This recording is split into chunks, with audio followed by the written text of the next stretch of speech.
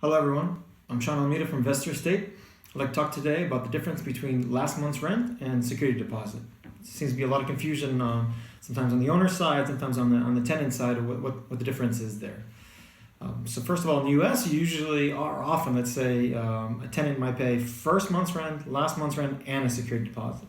In Ukraine, it's usually first month's rent and the security deposit or the last month's rent. So what's the difference? For the last month's rent, it's simply that once you give your 30 days notice, which is the standard in Kyiv, you've already paid the last month, so you need not pay for that month. The owner might come in and check at that point to see if there's any damage that you might need to pay when you move out.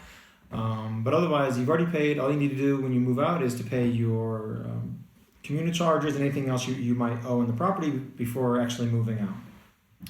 Now, with the security deposit, what that means is you might give you 30 days notice. You then pay the last month's rent, and then when you move out, the owner could come to check. They should bring them the deposit with them, and they would deduct any, let's say, damages. If you can agree that there was some damage done that you're paying for, they could subtract your last months of common charges and utility fees from that security deposit and give you the remainder.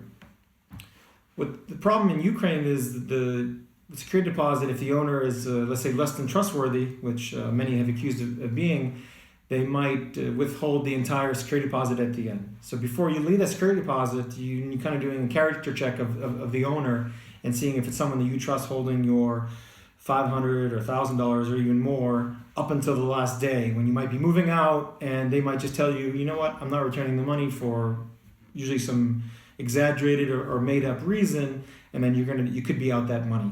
You could then, of course, sue and try to do something, but usually the amounts are not that high, so you end up maybe being in court or paying a lawyer that could even exceed that cost. So I hope you understand the main difference there. So I advise everyone to be careful when you're leaving a security deposit, make sure everything is documented properly in the lease agreement. And again, it's always the human factor, so make sure you're doing a bit of a character check and seeing if you would trust that person with the amount of money that you're leaving with them. So that's all. I hope that's clear. Thank you. Please like us here and on Facebook and follow us for more developments in the Kyiv real estate market.